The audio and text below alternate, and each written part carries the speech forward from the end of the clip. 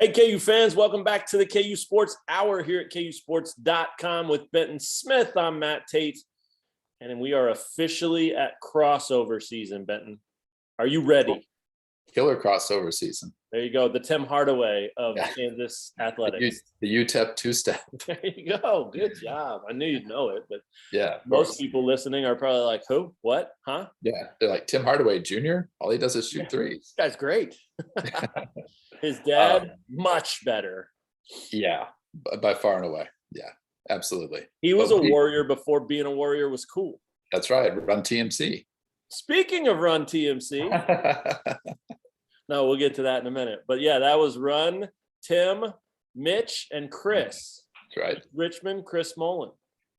The classic Warriors. They were, man. That was a great team. Fun team anyway. They weren't necessarily overly great, but fun. And great nickname. Definitely a great nickname. And of course, everybody knows Run DMC, the OG, is coming to late night this week, Friday night. So fun stuff. We'll get to some basketball stuff here in just a little bit, since late night is officially kicking off the season on Friday night, even though they did already have a full official practice Wednesday. So lots to talk about in terms of basketball, but we're going to start with football. The Jayhawks are 1-3. And obviously on a little bit of a 3-game losing streak, or a lot of bit of one, but either way, it's a 3-game losing streak. Benton, what I want to know from you is, you were at the Duke game in Durham. You saw Kansas with your own eyes score 33 points, but you saw Kansas with your own eyes score 52 or give up 52 points. Yeah. Which do you put more weight in? Which do you put more stock in? I mean, because for years people have been saying, well, hey, if you're going to give up that many points, at least score some points, make it entertaining. That's all fans want. And they got that, but they still weren't really in the game in the second half and most of the second half anyway. And, you know, it was still a loss. So bigger news that they were able to score 33, or bigger news that they're still giving up 52? What say you? I almost think it's like 1A and 1B, and you could argue either side. Like, they're both pretty significant, I think, because, I mean, just a week ago, we were talking about how bad the offense was against Baylor, and for the offense to kind of bounce back and, you know, have it stuff together and, you know, have a lead in the third quarter at Duke. I mean, I thought that was a kind of a great sign for just the big picture progress of the offense this year under, you know, first year of Andy Kotelnicki calling plays and Lance Leipold running this show. And to me, that they responded in such a good fashion was pretty promising, because, I mean, how many times have we seen just, like, you know, you have a dud like that and then you follow it up with another one from past KU football teams, you know, and that's where, you know, fans got used to just the team not being competitive. And even though this game ended up being, you know, like you mentioned, 52-33, it was seriously competitive into the third quarter. Yet again, right? Yeah, yet again. Yeah, probably like the biggest things that Lance Leipold kept coming back to is, you know, early in the game, Romello Dotson had an interception, could have been a pick six. Who knows, you know, kind of where the game goes from there. And also, to open the third quarter, Devin Neal has a 60-yard run, and they don't capitalize with a touchdown after that. They kicked a field goal, and then, you know, right after that, Duke just marches down the field and kind of takes control. So, I mean, the defense is obviously a huge issue, because, you know, they're consistently giving up a ton of yards, ton of points. So that part of it has to get better. I guess if you're looking for the silver lining as a KU fan, your team has actually been in some of these games in the second halves, and, you know, that's obviously not good enough, and that's not what anybody in that program wants. You know, they want better than that, but they're trying to get there, and the key in these weeks ahead is going to be trying to figure out how do you get better defensively, given your personnel, given the relative lack of experience, given that you're in the first year of a new system with Brian Borland. So that they're trying to continue to just chip away at it. And, I mean, unfortunately, they're in kind of a bad spot defensively at this point with 8 games left. And really, I mean, the level of competition kind of going up too in the weeks ahead. Yeah, I think that's a very good point. And I mean, all of that's right on the money, of course. I think that it's sort of an interesting situation, right? Because they, as I was reading your story about the third quarter issues the other day, um, it was sort of hitting me that what if that's the way it goes all year, right? And Mm, it's very possible. But sure. let's say that happens the rest of the year, and that would mean that for 8 more games against all Big 12 competition now, that they're in it for a half. We're projecting into the future here, but I'd have a hard time saying that wasn't a small sign of progress. I mean, if they Right. could be in games with all of their Big 12 opponents for a half for an entire season, I mean, there's been KU teams that haven't sniffed doing that in recent years, right? I mean, Yeah, like all of last them. year. Yeah, exactly. So, I do want to take that big picture way back, step back and look at it from the very vast view and say, hey, nobody, I mean, with the exception of a handful of fans out there, nobody expected this team to be a team that was going to win 3, 4, 5 games this year. So they've won one. If they find a way to steal another one, so be it. But that kind of feels like the ceiling right now, 1 or 2, which was what most people that cover the team, us included, said at the beginning of the season or in the off season. So, I think that's reality. But if you can stack on top of that the reality of competing with all of your Big 12 foes for a half, I don't know that that's the worst thing in the world. Because there've been so many games where that thing's over in the second quarter or into the first, and Yeah. it's a very clear sign that the doors are about to be blown off, and that's why people don't come. That's why people don't show up. So it remains to be seen if people would keep coming if that kept happening. But I think they might. I mean, I think being competitive for a half means something, and as you mentioned a minute ago, it's not the goal. It's not what anyone wants, Right. but Yeah. but I think you have to view it as a small sign of progress. And at this point, you got to take what you can get. You got to feel good about something. And I don't think that would be the worst thing to feel good about. I don't know if it's possible. We're asking a pretty tall order for these guys to be competitive in the first half, or within a score or ahead even for the next 8 games. I mean, this schedule is about to flip. It's about to get Yeah. really ugly with no breaks. I mean, yeah, they'll play at Iowa State this week, and then they have a bye. But after that, buckle up. It's going to get real and could get crazy for sure. So I don't know. I mean, you think that's fair if that were to happen, that would be a sign of progress? I think it has to be considered that.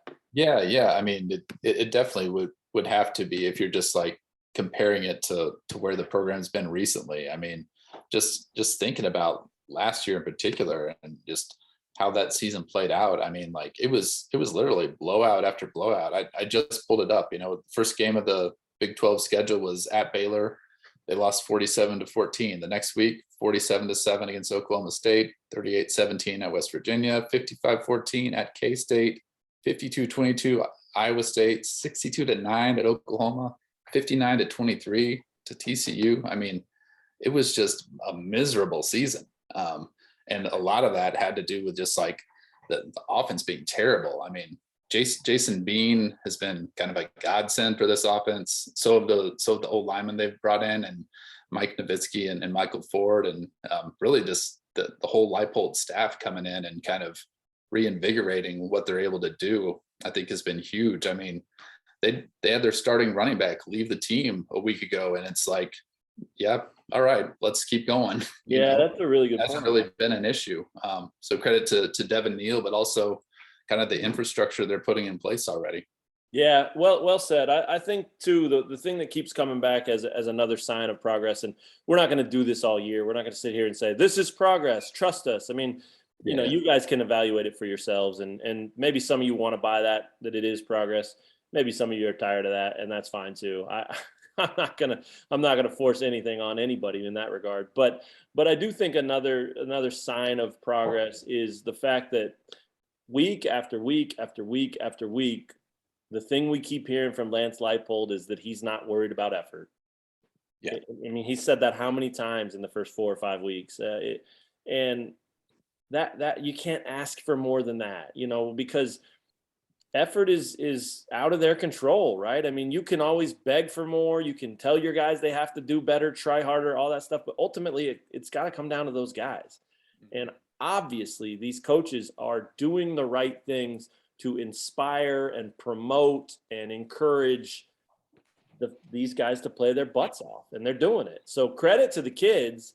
They may not have enough talent on this roster yet to do much, but man, if you've got a coaching staff in year one, 4 weeks into year one, that already feels good and has broken through and connected with these guys on a level that they know they're going to get good effort and it's not a question. That's to me, that's a really good sign of things to come and for the future, because then that becomes the standard, that becomes part of the culture, and that becomes what Kansas football is. You come here, you play hard. That's the minimum. That's what you have to pay for admittance. There is no other necessary component than just showing up and playing your butt off. And so then it's about recruiting better talent, and it's about, coaching these guys up and developing them and all that stuff. And that's all part of the future. But I mean, it just, every time he says it, I just continue to think, man, that's what you want to hear. Like that they're giving good effort and that he's not sitting there worrying about it or having to lecture them about playing hard. I mean, that's got to be a good sign. Yeah. And I mean, I think that kind of goes to, what Lance Leipold and what his assistants are really about is kind of continuity and program building. And that's what's made them successful in the past. It's been that, they're able to build something up. And I mean, we are still like on the basement level of what they're trying to do at KU. So, Yep. And I think it's also a credit to what the coaches are doing that, the players are giving that effort, because just as easily players could kind of check out mentally, like, all right, this season's over. What, we're going to be 1-11. What do I care? I don't have to give my full effort, but there's been no issues with that so far. That might be something to track. Oh yeah. I mean, the losses are going to keep coming. So how do guys respond, and how does that impact, who they're playing and who they kind of trust moving forward? But so far so good on just the effort standpoint. And I think it's just one of those things where like, this is year one of a long rebuild. And it's something that we've said in the past, but I think this one is actually going to be one that is a long rebuild. It's not a 2 years and let's hit the destruct button and start it over again. The destruct button. I love that button. I like it. No, that's that. I think you're right. And I think if that does continue, if they continue to play hard, it's a credit to, obviously the leadership on this team. But I think it's also a credit to those young guys, man, that Mhm. like the Devin Neals of the world that are here and they're like, no, we're not just going to kind of half-ass this thing. We're here to be a part of building it. And we realize what our role is. And so, it takes all of them. And I think leadership often gets a lot of that credit for that, but, and it should. I mean, those upperclassmen, Kwame Lassiter, Kenny Logan, guys like that are out there leading. I mean, that's important stuff, but you got to have the Devin Neals of the world. If they're going to be playing a lot, you got to have them bought in too. And it's very clear that that's the case right now. So that's a pretty cool sign. I mean, let's talk real quickly about KU Iowa State. 33-point spread in favor of the Cyclones.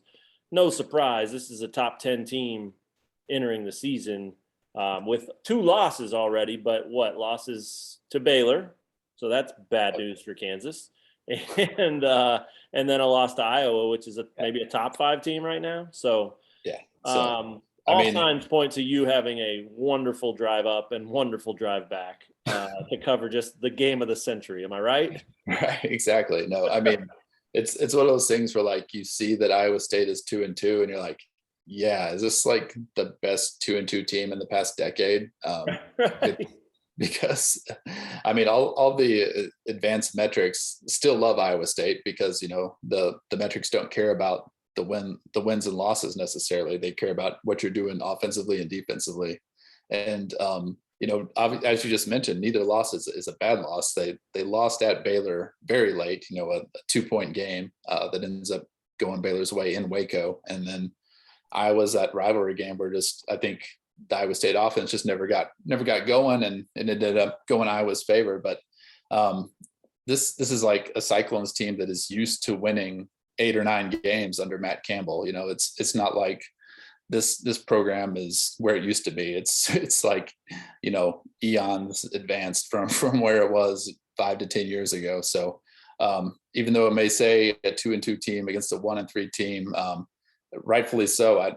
As you alluded to with the Vegas kind of the Vegas projections for this one, it has kind of the makings of a blowout, because this Iowa State team is good, and they are going to come in this game looking to remind people of how good they are. There you go. Good point. And it's set up perfectly for them, especially at home. They'll have the full backing of their fan base, because those people are absolutely crazy. They will love the 6 p.m. kickoff. They'll get to tailgate and party all day, and then they'll be ready to watch their team do some great stuff. So we'll see.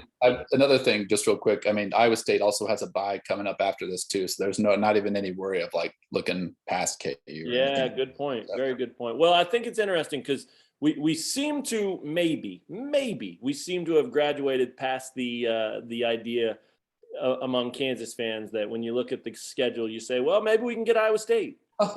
You don't hear that anymore. Yeah. That was a thing. That was a hardcore thing. And it was really never a thing. It was just a thing that KU fans liked to do for some reason. Maybe envy, maybe proximity, maybe just ignorance, maybe. For a long time, Iowa State was the classic 9th place team, or, whatever. Sure. The team just ahead of KU in the standings. But sure. Yeah. Those days are gone. That's true. And another thing that I wanted to address regarding that is you do see a lot of fans point to the fact that, hey, that's what Kansas should be. Kansas should try to be like Iowa State. I don't really like that. I mean, maybe, of course that's what they would want to be. Who wouldn't want to be Iowa State now? Florida State would like to be Iowa State right now, So, but I just think that's, for my money, that's setting the bar way too high, and it's too unrealistic right now. It's just not where they're at. I mean, maybe if you're talking about 10, 12, 15 years from now, that's what KU could be. Sure. But this is a top 10 program with one of the best coaches in college football that is a factor in the college football playoff race and has been for the last couple of seasons. It just seems like you're borrowing trouble to say that that's what Kansas should aspire to be. Kansas needs to aspire to be a team that wins 5 or 6 games. Mm-hmm. Stop there. Anything after that is gravy, and it just doesn't matter. So you're right. I mean, there was a time when Iowa State was down there with KU, and they've built themselves up. There was a time when Baylor was down there with KU, and they built themselves up twice, and some would say maybe. I mean, Bryles did it, of course, and now they're kind of in the start of something again. So I just think that Kansas needs to worry more. And just because fans are saying this doesn't mean that this is what's going on in Lance Leipold's head or in his office or anything like that. But I just think that this thing is such a project. It's so important that everybody put the proper energy into getting this thing turned around, that whether you're Leipold and Kotelnicki and you have control of the plays, or you're a fan that occasionally goes to a game, I just think the realistic approach is what has to be taken here. And I think these coaches are willing to do that and see it for what it is. And so that's half the battle. But yeah, this idea of KU aspiring to be or turning into Iowa State, that ain't happening anytime soon. It just isn't. And KU could become a solid program. 5 years from now, we could be talking about KU as a solid program. But even then, I don't know that they'd be a perennial top 10 type of team year after year, which is what Matt Campbell has going now. I mean, doesn't mean it's going to last, but I wouldn't bet against it. I mean, he has that thing humming, and we will probably see really clear evidence of that on Saturday night. What's the key? Let's say KU is going to be in this game. Let's start with a half, right? Like the first half. Where does that happen? Do you know yet? Yeah, no, I mean, it has to be defensively. I mean, you come out and you know that Breece Hall is the guy you've got to stop, and you find ways to make that happen. Now, I mean, literally anybody can say that, but actually executing and getting Iowa State to punt and not just run it down your throat play after play is something else. So it has to start defensively, because Iowa State could very easily come out and just expose this KU defense the way it's kind of struggled the past few weeks. So if you don't get off to a good start and, force Iowa State to punt or create some turnovers or, actually get some pressure on the quarterback and make some plays in the backfield, it could be a long day quick as opposed to a long second half, which is what they've run into the past few weeks. There you go. And speaking of the running back you're talking about, the guy's a factor in the Heisman race, was last year anyway. There's another way, right? That KU's not in that realm yet. It's just Iowa State has reached a whole other level, a whole other stratosphere, some might say. But anyway, let's move on to basketball real quick and talk a little late night and a little KU hoops for a few minutes before we get out of here. I want to start with you. Like, what's the most intriguing thing surrounding this team and program right now to you? I mean, you obviously will not be at late night. You'll be Ames bound and will not get to see Run DMC do its thing, or Ochai or McCormick or Remy Martin or any of those guys do their thing either. So, you'll have to just rely on what I write about. I hope that gets you through it. I do. I hope if someone hits the $10,000 shot and Bill Self writes the check, I hope that I capture good enough video, because that's kind of in your realm. I know. Those are some of my highest viewed Twitter videos in the past, 5 to 6 years. I mean, just off the top of your head, what would you say was your highest viewed, though? Any guess? Wonder. I feel like it's late night related. It is, I think. I was looking at the numbers. I think Snoop came to late night, and there might have been like some dancers or something. Yep. And that might have caught fire on Twitter. 9 million views or something. Maybe. A spot on SportsCenter, for God's sake. Yeah, I mean, that's when I knew it was time to retire from going to late night. I've seen the greatest late night of all time. What's the point of going back? Fair point. Yeah. Fair point. I think that's totally fair. But I do think this year will be cool. They're all cool in their own right. The fans obviously love it. The players and coaches love it. It is a celebration of another season arriving. And I think that carries so much extra meaning this year. We talked to some of the players this week about that. And, this is still a weird thing, right? I mean, there's still masks. We're still not fully through COVID by any means. And yet they're able to feel comfortable putting 16,000 fans inside Allen Fieldhouse. That's terrific news, because last year this did not happen. There were 0 fans there. It was a virtual event, and it was not entertaining, hardly in the least. They did the best they could. That's nobody's fault. That's just the reality. It was just not the same. So you talk to these players. We talked to Chris Tehan and David McCormick. We talked to Bill Self. I mean, you talk to these guys this week, and they're excited to get the vibe back, the buzz back, the feeling of what a full Allen Fieldhouse is like.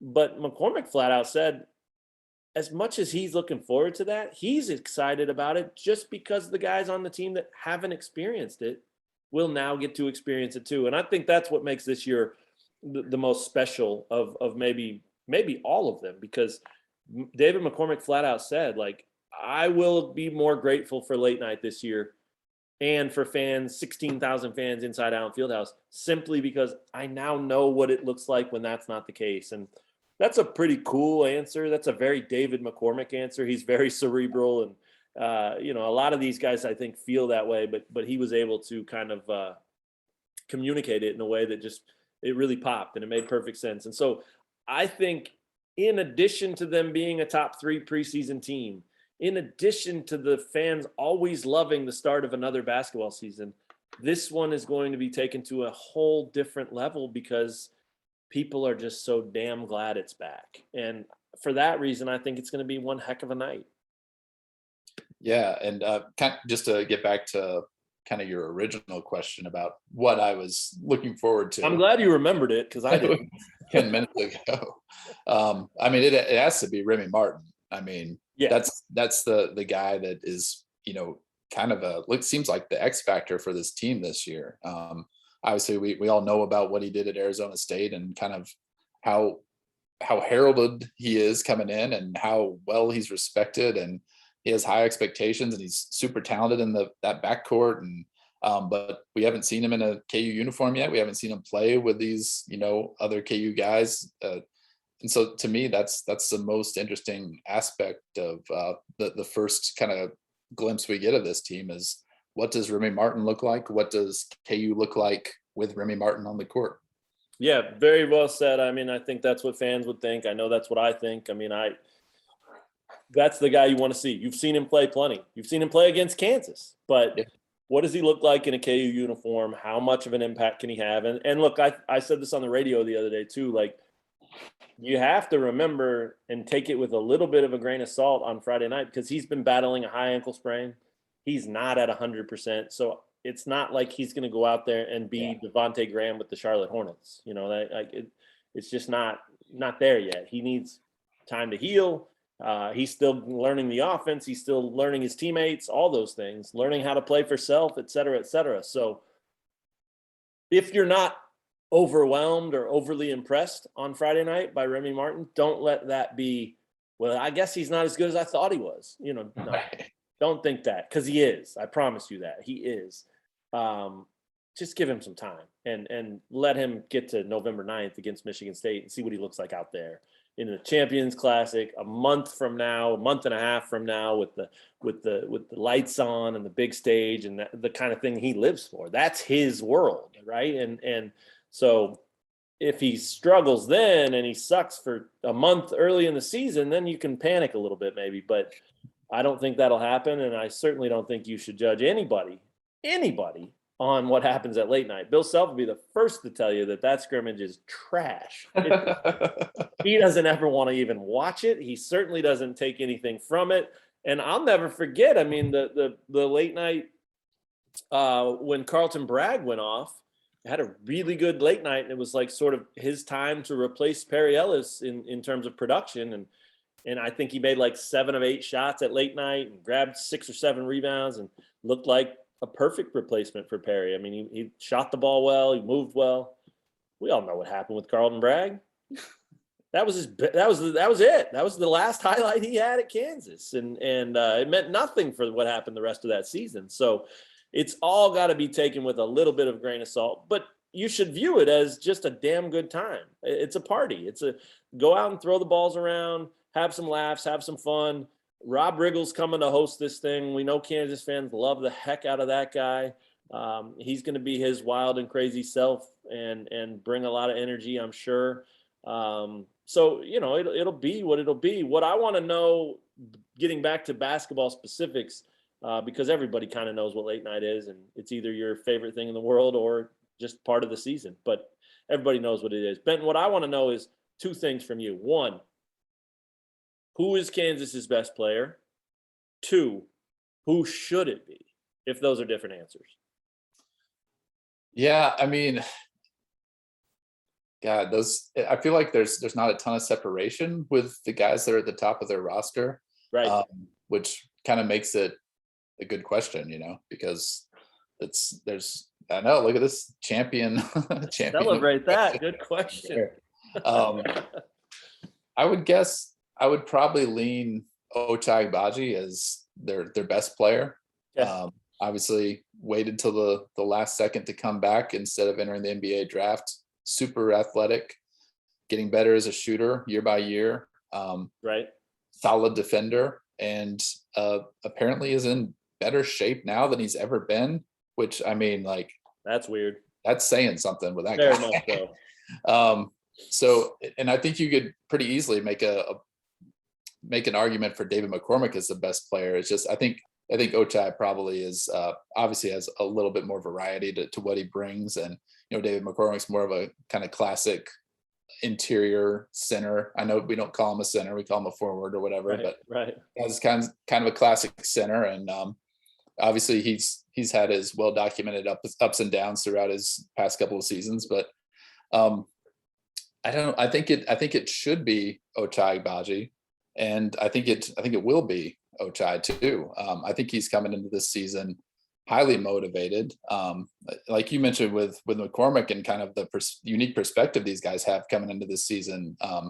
It's going to be something different, I think, especially for a guy like a guy like Ochai who was around to, have that 2020 tournament taken away and then go through a weird season last year. And now you kind of know that you're heading into the season as this is your last year in a KU uniform if you're Ochai. And, there's no like, hey, might I go to the draft after this year, any of that. It's just like high expectations for yourself, for the team. And it's a super deep team. And I mean, it seems to have a variety of talent. I know there's a lot of new faces, but I think it's huge that you have guys like Baji, Brown, McCormick coming back that are going to be the core. Jalen Wilson, another guy. Yeah. DeJuan Harris receiving all kinds of love this preseason. Mitch Lightfoot, of course, is full steady. I mean, who knows how much he'll play or not play, but a guy like that on your roster. Redshirt. He should redshirt this year. He should. I wonder if anybody's thought of that. But yeah, you just summed it up great, man. I mean, I think that's right. I think that's what's so exciting about this team is you have the 10 new faces and 2 of them are walk-ons, and that's cool. But you've got 10 new guys, and then you've still got 4 returning starters. I mean, that's I know I've said this before. It just doesn't seem like that can add up, but it can. It can add up to be something really pretty incredible. And your answer to the question, whether it was Abaji or David McCormick, or you could make cases for both. I mean, I think you can extend the list on down. I mean, I definitely think you could make a case for Remy Martin. We got to see it. Yeah. But obviously he's as talented as anybody, perhaps. It'll be about role for him. It'll be about how quickly he fits and kind of meshes into what KU does instead of what he's done for 4 years at Arizona State. So, but I think talent-wise, skill-wise, he's on that list. And I think Jalen Wilson could be on that list. I mean, it sounds like Jalen Wilson is in this offseason has done more or at least as much as anybody to really work on his body and transform his physical presence. And he looks leaner. He looks stronger. He was pretty good last year. Everybody knows that. And so if he's improved his tools to take over games and I mean, he was their leading rebounder. And if he's gotten stronger and more explosive and leaner and his conditioning's better, I mean, gosh, that's pretty good. So that's another one. I don't know that you'd put him on that list yet, but I don't think either of us would be surprised if at the end of the year it was just, hey, Jalen Wilson's this team's best player. I mean, that wouldn't shock me. I don't know what odds you'd get in Vegas or how much I'd bet on that, but I don't think that would blow my mind. And then another guy that continues to get love is Christian Brown. You mentioned him, but I think the expectation within the program and the coaching staff is sky high for him. I think they think this is a breakout year coming. This dude has worked his butt off. And he's going to be the same guy you've seen for the most part, but I think he's just going to do everything that he's done at a higher level. Better shooter, more confident, more aggressive, tougher, stronger, faster, all those things. So if those things all hold out to be true, that's why this is a top 2 or 3 preseason team. That's why the expectations are so high. That's why guys like Ochai, who you mentioned, probably still very, very much stinging from that 2020 bad break, are focused on, well, here's our chance to go get it back. We had to suffer through an off year, a weird year, a COVID year, and then losing in the second round the way no one wants to lose. But that was just 1 year and we're already back. So let's go get this thing. And I think that motivation, that drive, that focus, that leadership, I think he is going to approach this thing different than he ever has. I think he feels like this is his team. And it's hard to feel like that with the teams he's been on, right? Doak and Dotson. Last year with Marcus Garrett, who's going to feel like it's their team when Marcus Garrett's around? I mean, it's just not the case. But those guys are all gone now. And while Ochai has help and veterans that he's battled with and guys that can play, I think he should view this as his team, and I don't think there's any question that he's going to. I think he is going to be the unquestioned leader that is going to kick ass and take names and not be afraid of offending anyone or stepping on anyone's toes or anything. I think he's going to be a different player in some ways than we've seen, and while still being the same dude in a lot of ways too. So it's going to be a lot of fun. They practiced Wednesday for the first time. And they've got a lot of work to do. Bill Self will be the first to tell you that. But they've made some strides in the off season, and now it's go time. So late night will be fun. It'll be their second practice of the day though. So what they do in the morning is going to be way more important than what they do at night. What they do at night's fun. It's like going to a damn carnival. So, get your funnel cakes and get your dollar bills out to throw bottles or throw softballs at bottles and win teddy bears and whatever the heck else you do at carnivals, because it's happening. Do you want to finish this thing off before I keep talking? Any final thoughts, football or basketball related? Do you have any? Benton, send us home. Well, I mean, when you talked about breaking out dollar bills, I was afraid you were going to reference a money gun or something. I was afraid too. I just had to stop talking. Someone had money guns the last time fans were at late night for KU. Indeed. They weren't real dollar bills though. Were they dog bills or what would they call them? But they were amazing. Yeah. They might be more valuable than real money. I might be now. They had Snoop's face on them. They were just littered all around the court. What a world. What a world. Some of those dudes still have them, I guarantee it. T-Han was there. Mitch was there. McCormick was there. Ochai was there. Jalen was there, I think. Some of those guys still have those. I guarantee they picked them up. What a memento. What a memento. That's fun. Okay. Any final thoughts now, or was that it? Should we stop there? Do you want to go one more? I think that was it. Long live Snoop. Fair. That's a good ending. For Ben Smith, I'm Matt Tate. Crossover season has arrived. Basketball Friday night. Football at Iowa State on Saturday night. It is about to turn up in a hurry. We'll have all kinds of coverage at KU Sports about all of it. As always, thanks for checking out this episode of the KU Sports Hour. We will talk to you guys again real soon. Take care, everyone.